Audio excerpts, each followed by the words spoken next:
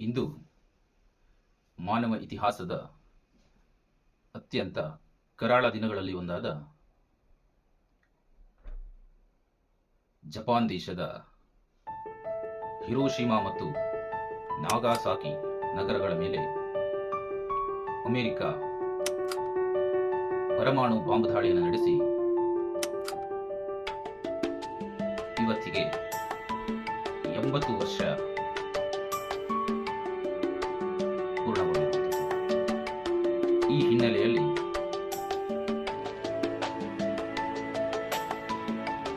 ಈ ಪರಮಾಣು ಬಾಂಬ್ ದಾಳಿಯ ಕುರಿತಂತೆ ನಾವು ಒಂದಿಷ್ಟು ವಿಷಯಗಳನ್ನು ತಿಳಿದುಕೊಳ್ಳುವಂತಹ ಒಂದು ಅವಶ್ಯಕತೆ ಇರುವಂಥದ್ದು.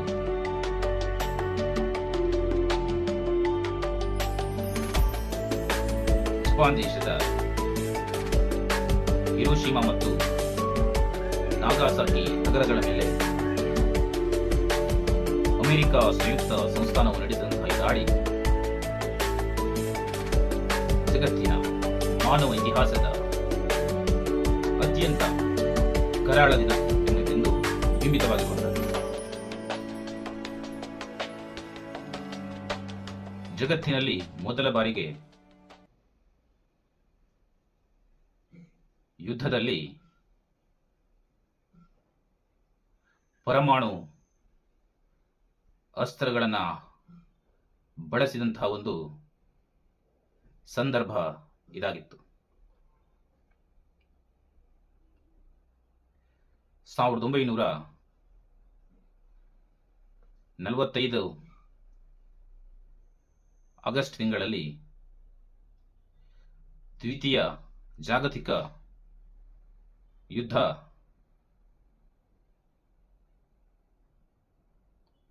ಯುದ್ಧದ ಭೀಕರತೆಯ ಸಂದರ್ಭದಲ್ಲಿ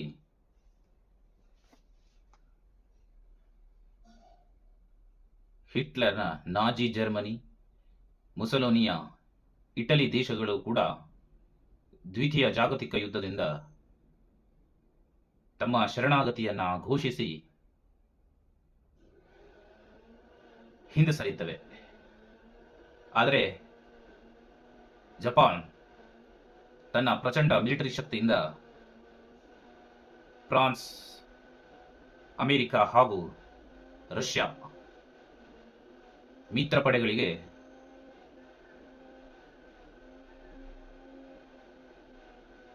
ಅಮೆರಿಕದ ಚಕ್ರಾಧಿಪತ್ಯಕ್ಕೆ ತನ್ನ ಬೆದರಿಕೆಯನ್ನು ಒಡ್ಡುತ್ತದೆ. ಈ ವೇಳೆ ಅಮೆರಿಕ ಕೂಡ ಗೌಪ್ಯವಾಗಿ ಮ್ಯಾನ್ಹಾಟನ್ ಎನ್ನುವಂತಹ ಒಂದು ಪ್ರಾಜೆಕ್ಟ್ನ ಮೂಲಕ ಪರಮಾಣು ಬಾಂಬ್ ಅನ್ನು ರಹಸ್ಯವಾಗಿ ಈ ಮೊದಲೇ ಸಿದ್ಧಪಡಿಸಿಕೊಂಡಿರುತ್ತದೆ.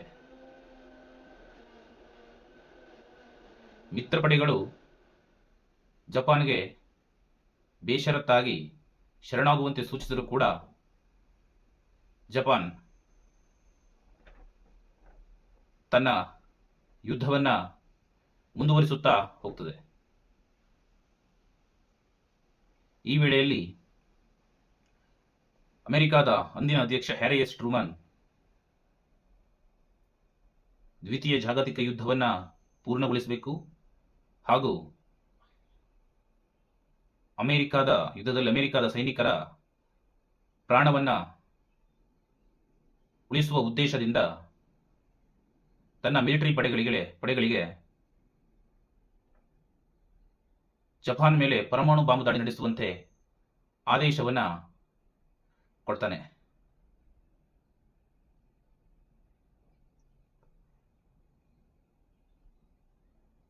ಅಮೆರಿಕದ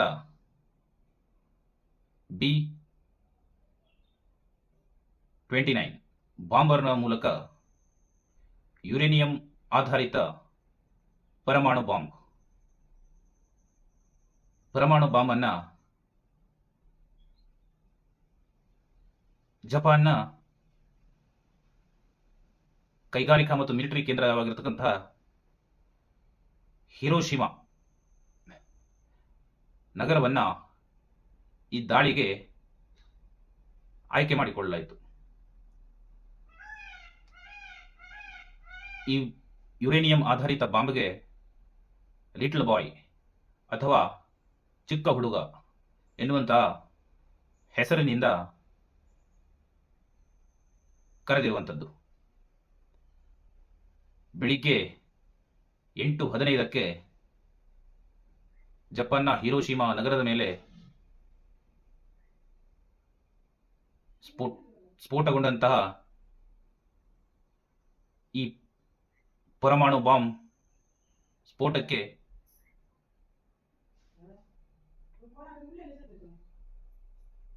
ತಕ್ಷಣ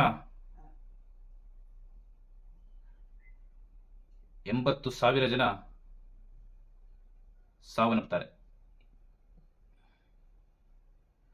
ಆದರೂ ಕೂಡ ಜಪಾನ್ ಯುದ್ಧವನ್ನ ಮುಂದುವರಿಸುತ್ತೆ. ಎರಡನೆಯ ಬಾಂಬ್ ದಾಳಿಗಾಗಿ ಜಪಾನ್ನ ನಾಗಾಸಾಕಿ ನಗರವನ್ನ ಅಮೆರಿಕದ ಸೇನೆ ಆಯ್ಕೆ ಮಾಡಿಕೊಳ್ಳುತ್ತೆ. ಆಗಸ್ಟ್ 9ರಂದು ಪ್ಲುಟೋನಿಯಂ ಆಧಾರಿತ ಬಾಂಬ್ಗೆ ಫ್ಯಾಟ್ ಮ್ಯಾನ್, ದಡುತ್ತಿ ಹುಡುಗ ಎನ್ನುವಂಥ ಒಂದು ಬಾಂಬನ್ನು ಜಪಾನ್ನ ನಾಗಾಸಾಕಿ ನಗರದ ಮೇಲೆ ಅಮೆರಿಕ ಪಡೆಗಳು ಹಾಕಿರುವಂಥದ್ದು. ಈ ಬಾಂಬ್ ದಾಳಿಗೆ ಕನಿಷ್ಠ 40,000 ಜನ ಕ್ಷಣದಲ್ಲೇ ಸಾವನ್ನಪ್ಪುತ್ತಾರೆ. ಈ ಪರಮಾಣು ದಾಳಿಯಿಂದ ಒಟ್ಟು 2,40,000 ಜನ ಹಂತ ಹಂತವಾಗಿ ತಮ್ಮ ಜೀವವನ್ನು ಕಳ್ಕೊಳ್ಳುತ್ತಾರೆ. ಜಪಾನ್ನಲ್ಲಿ ಈ ಪರಮಾಣು ಬಾಂಬ್ ದಾಳಿಗಳಲ್ಲಿ ಬದುಕುಳಿರ್ತಕ್ಕಂತಹ ಜನರನ್ನ ಹಿಬಾಕುಶ ಎಂದು ಕರೆದಿರುವಂಥದ್ದು. ಹಾಗಂದ್ರೆ ಈ ಬದುಕುಳಿರತಕ್ಕಂತಹ ಜನ ದೀರ್ಘಕಾಲದ ಕ್ಯಾನ್ಸರ್, ವಿಕಿರಣ, ರಕ್ತಹೀನತೆ, ಹಲವಾರು ಸಮಸ್ಯೆಗಳಿಂದ ತಮ್ಮ ಜೀವವನ್ನ, ನರಕ ಯಾತನೆಯನ್ನ ಅನುಭವಿಸಿರತಕ್ಕಂಥದ್ದು.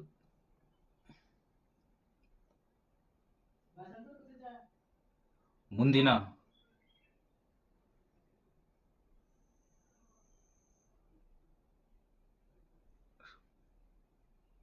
ಪೀಳಿಗೆಯ ಮಕ್ಕಳು ಕೂಡ ಅಂಗವಿಕಲರಾಗಿ ಜನಿಸಿರುವಂಥದ್ದು. ಅಮೆರಿಕ ನಡೆಸಿದಂತಹ ಈ ಪರಮಾಣು ದಾಳಿ ಕೇವಲ ಯುದ್ಧವನ್ನ, ದ್ವಿತೀಯ ಜಾಗತಿಕ ಯುದ್ಧವನ್ನ ಪೂರ್ಣಗೊಳಿಸುವುದಕ್ಕೆ ಮಾತ್ರವಲ್ಲದೆ ಜಗತ್ತಿನಲ್ಲಿ ತನ್ನ ಪರಮಾಣು ಶಕ್ತಿಯ ಪ್ರದರ್ಶನಕ್ಕಾಗಿ ನಡೆಸಿದಂತಹ ಒಂದು ದಾಳಿಯಾಗಿತ್ತು. ಜಪಾನ್ ಮೊದಲ ಬಾಂಬ್ ದಾಳಿಯಲ್ಲಿ ತನ್ನ ಶರಣಾಗತಿಯನ್ನ ಘೋಷಣೆ ಮಾಡುವ ಹಂತದಲ್ಲಿತ್ತು. ಆದರೆ ಅಮೆರಿಕ ತನ್ನ ರಾಜಕೀಯ ಮತ್ತು ಪರಮಾಣು ಶಕ್ತಿಯ ಪ್ರದರ್ಶನಕ್ಕಾಗಿ ಈ ಎರಡು ಭೀಕರ ದಾಳಿಯನ್ನು ನಡೆಸಿರುವಂಥದ್ದು. ಆಗಸ್ಟ್ 8ರಂದೇ ರಷ್ಯಾ ಜಪಾನ್ನ ಮೇಲಿನ ಯುದ್ಧಕ್ಕೆ ಯೋಜನೆಯನ್ನು ಹಾಕಿಕೊಂಡಿತ್ತು. ಆದರೆ ಈ ಜಪಾನ್ನ ಮೇಲಿನ ರಷ್ಯಾದ ದಾಳಿ ಅಮೆರಿಕ ಸಂಯುಕ್ತ ಸಂಸ್ಥಾನಕ್ಕೆ ಇಷ್ಟವಿರಲಿಲ್ಲ. ಕಾರಣ, ಏಷ್ಯಾದ ಮೇಲೆ ರಷ್ಯಾದ ಹಿಡಿತ ಸಾಧಿಸುವುದು ಅಮೆರಿಕಾಗೆ ಇಷ್ಟ ಇರಲಿಲ್ಲ. ಈ ಎರಡು ಪರಮಾಣು ದಾಳಿಗಳಿಂದ ಜಪಾನ್ನ ಮೇಲಿನ ಸಂಪೂರ್ಣ ನಿಯಂತ್ರಣ ಅಮೆರಿಕ ಪಡೆದುಕೊಳ್ಳಿತು. ವಿಶ್ವಸಂಸ್ಥೆ ಮತ್ತು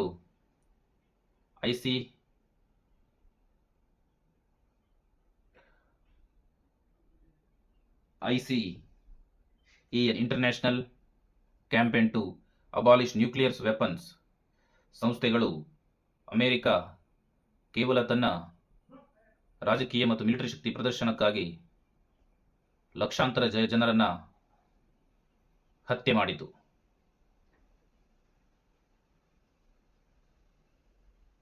ಈ ದಾಳಿ ಜಗತ್ತಿನಲ್ಲಿ ಪರಮಾಣು ಅಸ್ತ್ರಗಳ ವಿನಾಶಕಾರಿ ಪರಿಣಾಮವನ್ನು ಪರಿಚಯಿಸಿತು.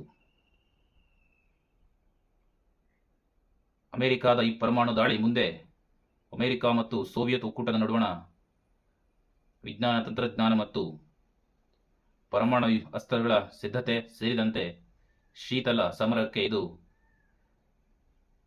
ನಾಂದಿ ಹಾಡಿತು. ಜಪಾನ್ನ ಹಿರೋಶಿಮಾದಲ್ಲಿರುವ ಪೀಸ್ ಮೆಮೋರಿಯಲ್ ಪಾರ್ಕ್ ಜಗತ್ತಿನಲ್ಲಿ ಮುಂದೆಂದಿಗೂ ಕೂಡ